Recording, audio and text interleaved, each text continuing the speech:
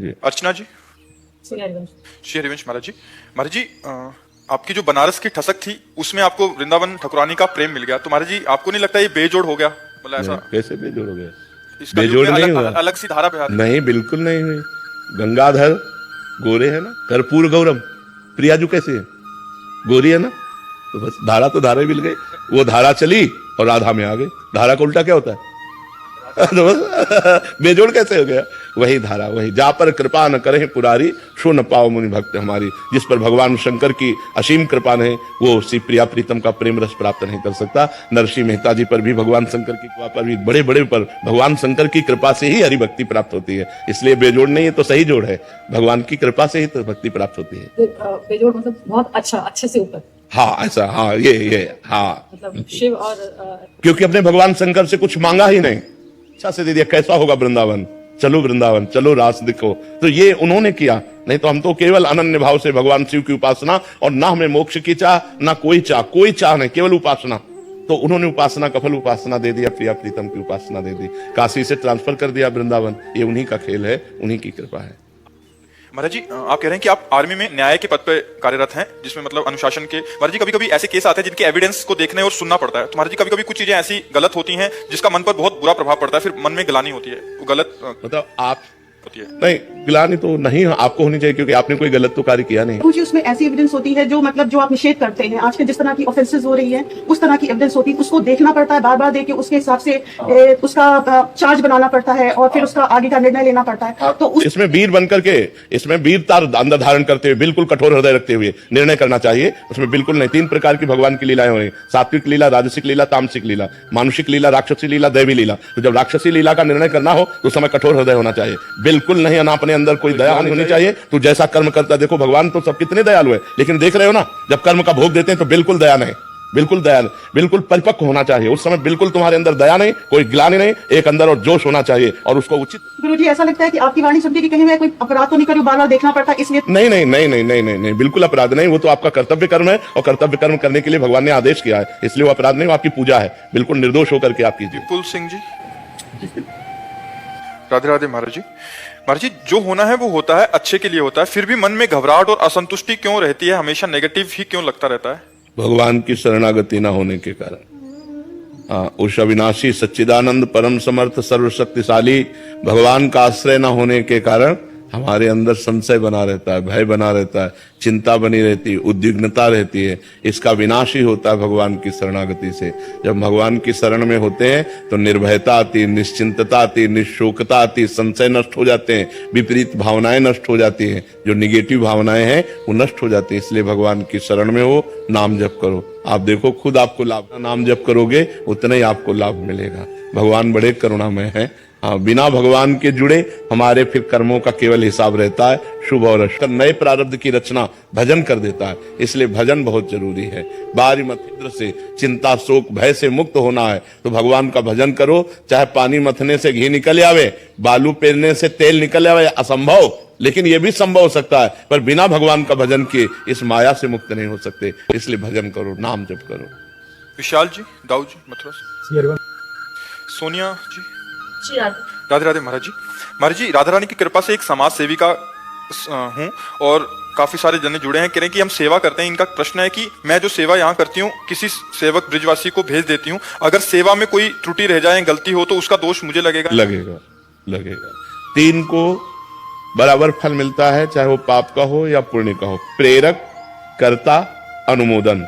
प्रेरक आपने भेजा, कर्ता वो, अनुमोदन अच्छा हाँ ठीक है कर लो, अनुमोदन करता, प्रेरक, तीनों को बराबर फल मिलता है। जैसे आपने कहा जाओ वृंदावन की परिक्रमा लगाओ, तो आपने प्रेरणा की। अब जो परिक्रमा लगाने गया, एक रास्ते मिला, कहां जा रहे हो? परिक्रमा लगाने। अरे भाई क्या बात है, आपके कैसे सौभाग्य है, आप वृंदावन की परिक्रमा लगा रहे, एक एक कदम में भगवान की कृपा बरसती, बहुत बहुत बहुत सुंदर। अब तीनों को बराबर फल मिलेगा, आपको भी वृंदावन की परिक्रमा का फल मिलेगा, उस कर्ता को भी मिलेगा और उस अनुमोदन कर्ता को मिलेगा। ऐसे बुरे आचरणों में है, बुरे कर्म के लिए अगर प्रेरित किया, मान लो आपने सही कर्म के लिए प्रेरित किया लेकिन वो गलत करता है, तो आपके द्वारा प्रेरित है, उस गलती की भागीदारी आपको भी भोगनी पड़ेगी। तो भेज देते हैं, अच्छे कार्य के लिए भेजते हैं, हमें नहीं मालूम कि वो गलती कर रहे हैं। मालूम करना चाहिए क्योंकि आपका भेजा हुआ आदमी है, क्योंकि हमारे हिसाब से तो वो लाइव दिखाते हैं, तो पूरी सेवा सही दिखाते हैं।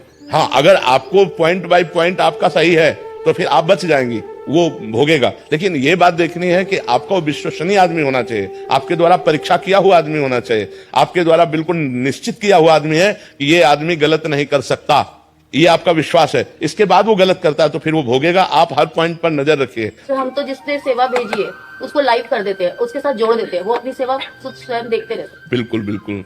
अब बीच में अगर वो छल कपट करता है तो फिर वो अलग की बात है। हाँ, तो उसका दोष हम नहीं, फिर आपको नहीं लगेगा। आप अगर अपने उसमें हिसाब में स्वच्छ हैं, अगर वो बीच में गड़बड़ी करता है तो फिर उसको भोगना पड़ेगा, क्योंकि आपने गड़बड़ी करने का तो आदेश दिया नहीं। जैसे हमने जगह जगह वाटर कूलर लगाए हैं, तो हमने वाटर कूलर किसी के नाम का लगवा दिया, लेकिन उस मंदिर से अगर वो वाटर कूलर नहीं चल पाता या नहीं करता तो उसका दोष हमें लगेगा नहीं। फिर उसमें आपने तो पैसे के अनुसार वो वस्तु दे दी, अब वो वस्तु खराब हो जाती, नहीं चलती, तो उसमें आपका क्या दोष।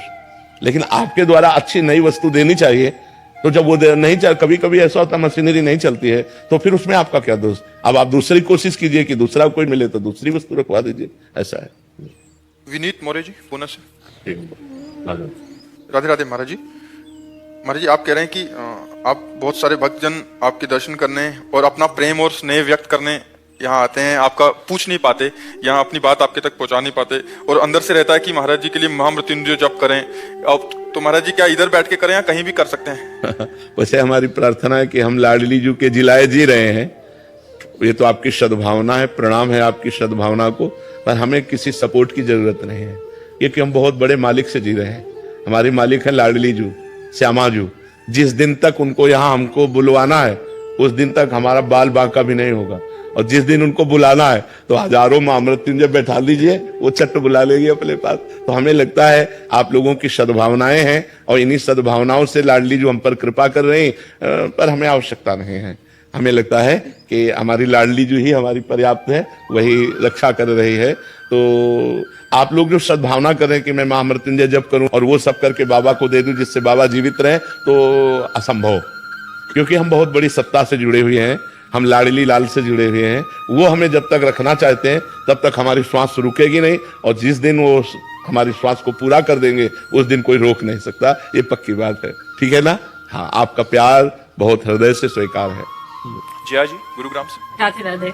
राधे राधे महाराज जी। महाराज जी, जब मैं गुरु मंत्र का सिमरन करती हूँ तब मैं सिमरन कर रही होती हूँ और एक मैं साथ साथ इधर उधर का चिंतन कर रही होती हूँ, और एक में थोड़ी थोड़ी देर में जागती हूँ और पता नहीं चलता कि चिंतन तो कोई और चल रहा है। मतलब एक तरफ ध्यान कह रहे हैं कि सिमरन कौन कर रहा है, इधर उधर का चिंतन कौन कर रहा है, ये याद कौन दिला रहा है, महाराज जी कैसे पहचाने? मन, बुद्धि, चित्त, अहंकार, ये अंतःकरण चतुष्टय है। जब हम मन से सुमिरन करना चाहते हैं तो मन के दो भाग हैं, एक अशत भाग और एक शत भाग। शत भाग में हम सुमिरन करते होते हैं, और अशत भाग में उस असत संसार की तरफ भागता हुआ होता है। भूत भविष्य का चिंतन, नाना प्रकार की कामनाओं का चिंतन, भोगे हुए भोगों का चिंतन, व्यर्थ का चिंतन, ये वो करता है। जब हमारा सत चिंतन बहुत काल तक निरंतर चलने लगेगा तो मन की असत वृत्तियां नष्ट होती जाएंगी, और जैसे जैसे वो नष्ट होती जाएंगी तैसे तैसे मन लगने लगेगा, और जब मन लगने लगेगा सुमिरन में तब आनंद की अनुभूति होती है, तब उसके अंदर दिव्य भाव आते हैं। फिर भगवान की धीरे धीरे, जिन भगवान का मंत्र जपा जाता है उनकी धीरे धीरे झांकी आने लगती है, फिर अपार आनंद आ जाता है। तो हमको ऊबना नहीं है, हमको डट के भजन की तरफ ध्यान रखना है। जो नाम जप कर रहे हैं, जो मंत्र जप कर रहे हैं, वो हमें सुनना है, वही हमें देखना है, वही हमें अंदर से बोलना है। तो मन की जो व्यर्थ की बातें हैं ये डिलीट हो जाएंगी, ये नष्ट हो जाएंगी धीरे धीरे। हमें चिंता नहीं करनी, हमें चिंतन संभालना है।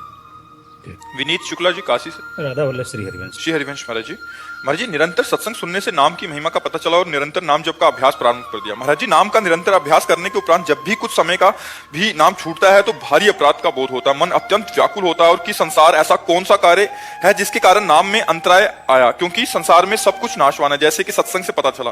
महाराज जी, ऐसा और कैसे पुष्ट करूं कि ये भी जो बस यही विचार पुष्ट कर देंगे।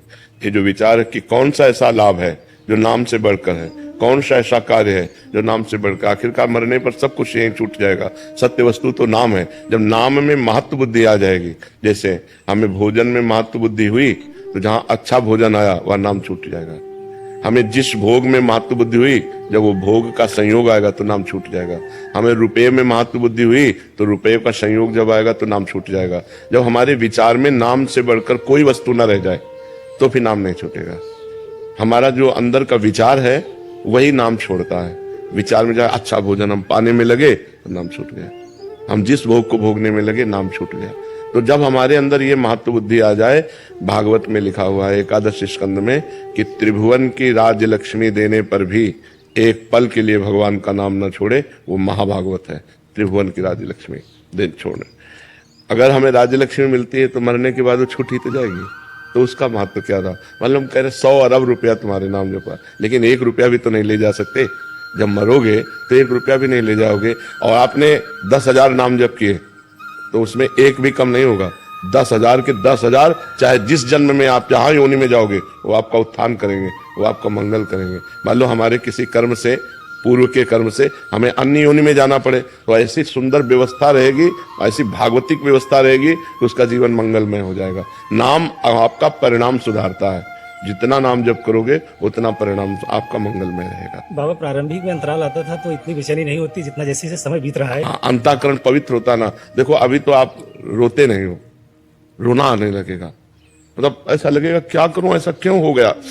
तद विस्मरणेन परम व्याकुलते थे, भगवान का विस्मरण होने पर परम व्याकुलता हो गई। ऐसा लगे यार सब छोड़ो, किस लिए, व्याकुल हो जाता है, रोने लगता है, छटपटाने लगता है, फिर आर्तभाव से पुकारता है भगवान मैं तो नहीं कर सकता, बराबर प्रयास कर रहा हूं, आप मेरे ऊपर कृपा करो, आप मुझे बल दो, आप मुझे, वो भगवान से बातें करने लगता है। बड़ा मंगलमय जीवन हो जाता है, बड़ा मंगलमय। छोड़ना नहीं, चाहे मृत्यु आ जाए पर छोड़ना नहीं। सबसे बड़ा काम यही है, सबसे बड़ा लाभ यही है। मतलब जीवन धन्य हो गया आपका जो आपने कदम बढ़ा दिए भगवान की तरफ। नहीं पूरा का पूरा नारकी जीवन व्यतीत हो जाता है, कुछ हाथ नहीं लगता भाई, कुछ हाथ नहीं लगता। ये तो असीम कृपा भगवान की उस व्यक्ति के ऊपर जिसके दिमाग में बात आ गया कि भगवान का नाम जपना, भगवान का मार्ग चलना ये जीवन का परम लाभ है। ये वो धन्य व्यक्ति हो गया। अहो भाग्य, अहो भाग्य जो भगवान की तरफ एक कदम भी कोई चलने की बात सोचे।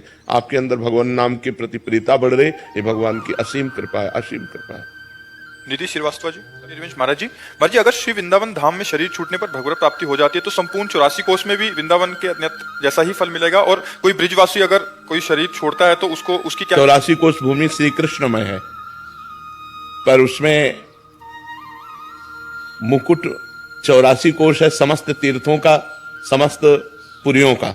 जैसे श्रीपाद प्रबोधानंद जी महाराज ने वर्णन किया, स्थूल से सूक्ष्म श्रेष्ठ है, सूक्ष्म से कारण श्रेष्ठ है, कारण से तुरी श्रेष्ठ है, तुरी से ब्रह्म श्रेष्ठ है, ब्रह्म से वैकुंठ श्रेष्ठ है, वैकुंठ से द्वारिकापुरी श्रेष्ठ है, द्वारिकापुरी से मथुरापुरी श्रेष्ठ है, मथुरापुरी से ब्रज 84 कोष श्रेष्ठ है, ब्रज 84 कोष से गोष्ठ वृंदावन श्रेष्ठ है, गोष्ठ वृंदावन से गोपी वृंदावन श्रेष्ठ है, और गोपी वृंदावन से एक श्री किशोरी जी का नवनिवृत्त निकुंज वृंदावन श्रेष्ठ है। तो वृंदावन की समानता संपूर्ण 84 कोष ऐसा नहीं कह सकते, पर 84 कोष भूमि ये भगवान की नित्य लीला स्थली है। इसमें कहीं भी प्राण छूटे मंगल होगा, इसमें तो कोई संशय नहीं है।